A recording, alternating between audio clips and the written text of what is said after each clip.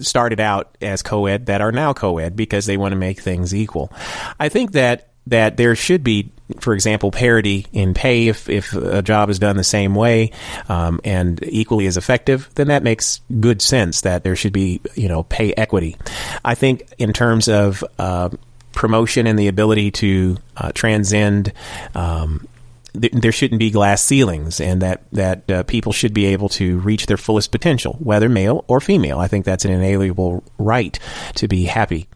But I think that somehow, perhaps there are, in valuing women, sometimes it seems to me, and this is just my opinion, it seems like we've lost the value of men in that. So now that we have embraced this notion of feminism as a cultural, iconic cultural trend, a lot of times we tend to devalue men and what their contribution is. We simply talk about them as, cheating on their wives, or, the fact that they look at women, and that's a bad thing because no good man should look at a woman. Men are visual, and they make fun of the fact that men will look at a woman and desire her. I think there's a lot to be said for the differences between male and female. And then I think that there needs to be some embracing of those differences and some appreciation. And I think that's one of the areas that I think has sort of been swept away. How do men reestablish the value of men in a feminist society? So how do you, besides being chivalrous, if a woman will allow that, or being kind, if a woman will allow that? I heard a woman on Facebook just this morning, upset and entered into a rant because a man said smile. And she said, and what in, God's creation ever gave him the right to think that he could tell me when or when not to smile? And I think, I don't know that she saw it as a man being a chauvinist, but I think for a lot of men, maybe that was an opportunity for that man to talk to that pretty lady. She wasn't a bad looking woman. I just thought it was ironic that she took such great offense. And there were many reasons that she stated that she took great offense. One, he was out of place. Two, he could have kept his mouth shut. I didn't need his opinion. He shouldn't tell me what to do, blah, blah, blah, blah, blah. And she went on for probably 42 comments about why this man shouldn't have said smile. Now, honestly, I think maybe this is where feminism gets to the place of kookiness, because I don't know that there was necessarily any ill intent by this particular person just speaking. The point I'm making is, have we gotten to a point in our society where we now think that feminism means that men and women are the same, and that we cannot appreciate and respect the differences between male and female? Let me say that this is Nola 73 Meet You Where You At, and you said something that stuck out to me. What I would like to say is, it's not hard, it's not complicated. When I listen to the story of the man saying smile, I don't know the whole, introductory of the story, but it goes back to what we were talking about earlier. Just greeting a person before you invite yourself to conversation to the person. The invitation of the greeting is the invitation to the conversation. And if he just came straight out and said, "Hey, smile," yes, you are beautiful. And I'm guilty because I tell women that too. If I can see a woman who's coming in my direction and she got this look on her face, I say, "Hello, how you doing, ma'am?" And as soon as she says something, I have broken the tension. Now I can go ahead with another rebuttal. But I wouldn't just approach her and say, "You know what? You need to smile." Smile. Because I don't know what's in her mind, like we talked about. I don't know what's going on. I mean, yes, you would want somebody to smile, but I was at Alabama A&M just this past week, and a young lady was coming into the library. She opened the door to go into the library, and a dude walked clean through the door, didn't say excuse me or anything. He just walked clean through the door, and instantly I can see the frustration jump on this young lady's face. And I said to her, I said, "Excuse me, I just want to apologize and say that I'm sorry." And she said, "For what?" I said, "Because my brother just walked clean to the door, and he disregarded, didn't say nothing to you. He just walked clean to the door as if you opened the door for him." Unfortunately, yeah. But I broke that tension, and she started to dialogue with me and said, "Well, you know what? Thank you." Yeah. Thank you. Yeah. I don't know.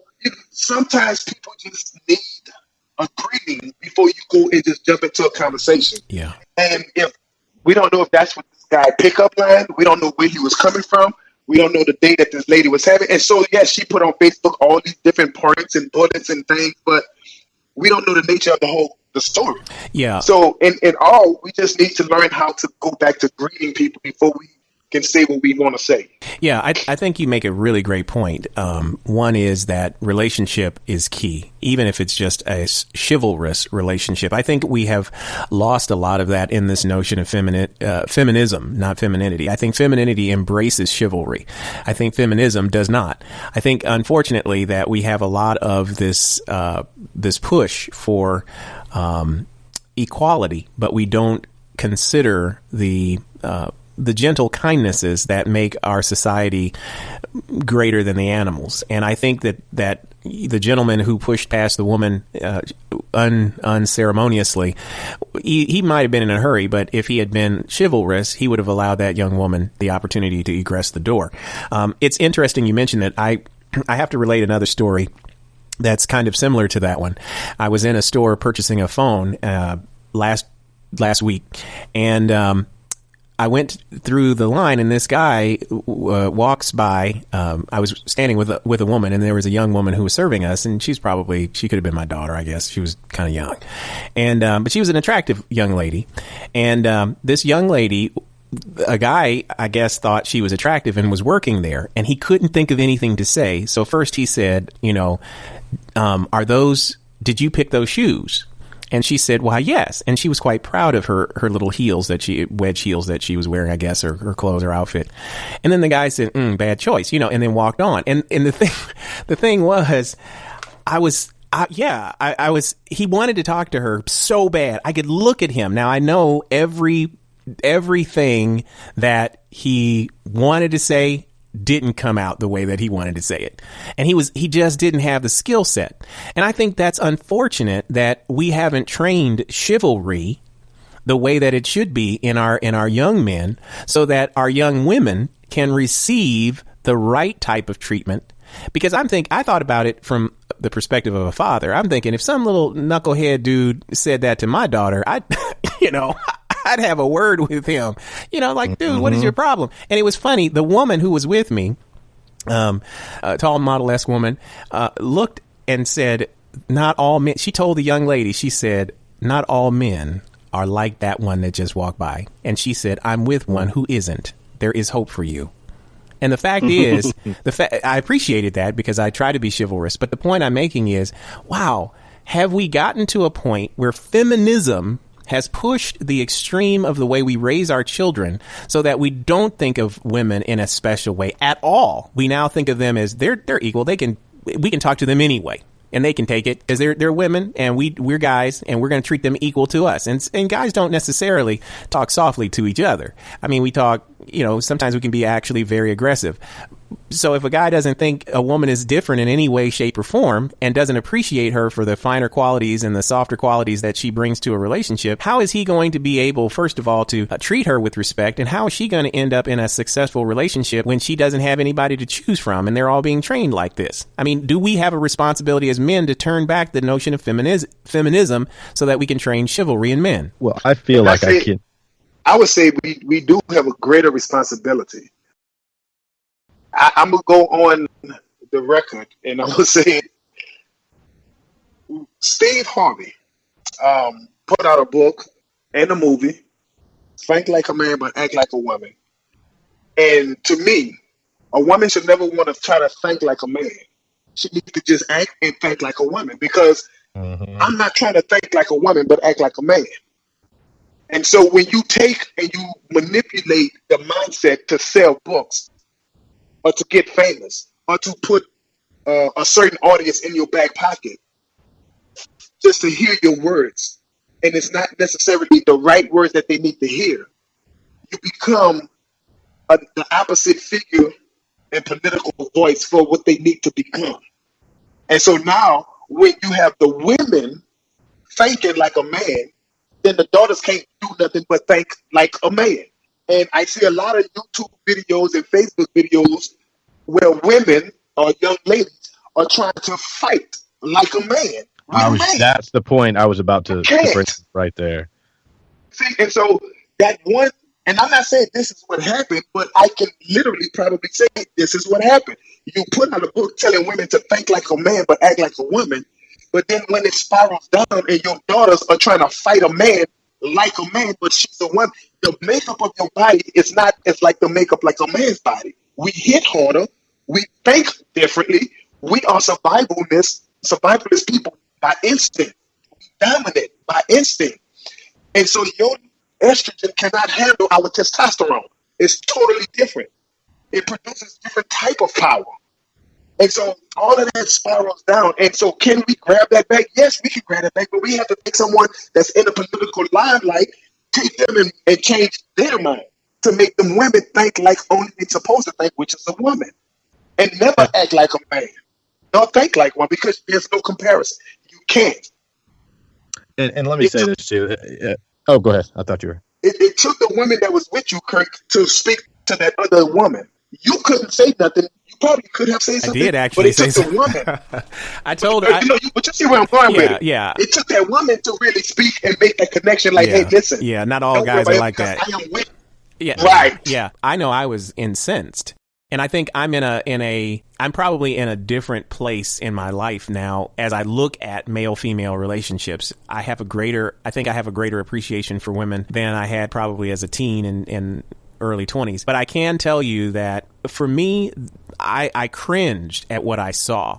And to hear the statistics about marriages for young millennials being potentially something where they may not even have the opportunity, like you had the greatest likelihood that you were probably going to end up married. Now, that isn't a likelihood that will likely happen for many women. I mean, even if they're beautiful, even if they're educated, even if they are not poor, there's a good chance that they will end up not having a husband because many men just don't wish to take on the risk of uneven divorce courts, having to pay alimony and child support, and they would just rather have a little intercourse and keep on going. And I think we've cultivated a society where there's not a lot of sensitivity, and we've gotten sort of this extremism that is happening. And I think that's the concern that I have with pervasive feminism. If you flip it the other direction, where you have men being hard-nosed and taking away any opportunity for women to succeed, I think that's also terrible. I think there has to be a balance to where we look at relationships in such a way that we value both genders and we believe that we can't survive without them.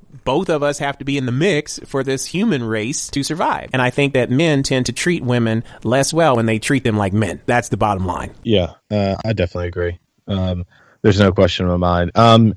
And back to Nola had a point. He was saying, as far as he said, women's estrogen cannot handle our testosterone. I think I know what he meant.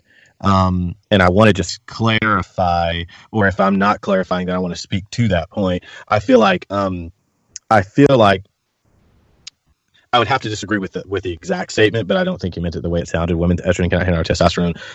I feel like, to say, for instance, that women's womanliness isn't as powerful as our manliness, I would disagree with that, but I don't think that's what he meant. I could be wrong.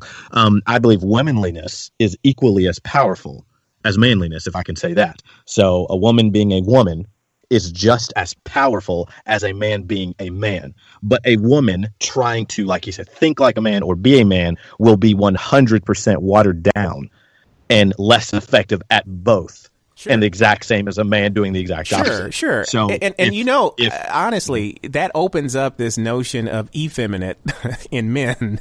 Well, yeah. Come on now. You know where that's going. That's true, and I'd like to. That's probably going to be a conversation for another day because I swear I got to get something. But what I'm thinking to myself is, we're still in the plane when I'm talking about this. I'm still in the plane of a woman enjoying, wanting to have a man or a husband, and a man still wanting to have a woman or a wife, but trying to be more of the opposite. Like you said with a woman. The womanliness. Hey, and I got to think like a man in order to do this. I got to think like a man. Angel, you need to think like a woman. That's what you are. I don't. Did the call drop? Oh, no. Keep going. Yeah. That's what you are. So anyway, but my point is, for instance, if me and Nola are upset with each other, man, you know what? We're upset with each other. We've talked. We can't think of anything else to do, man. We've got to slug this thing out. Like, we're done. All right. He sees me. I am in no way, him seeing my face in no way is going to calm him, is going to help him feel better, more than likely, or feel worse about hitting me. But man, I throw up a woman, I throw up a soft form-fitted woman, that sweet, innocent face. He is not, more than likely, and I could be wrong, but he is not going to punch her and deck her like me. No. He's just not. No. Her power, and let me just finish this one part, her power does not lie in her fist or her strength. It lies in her femininity. Right.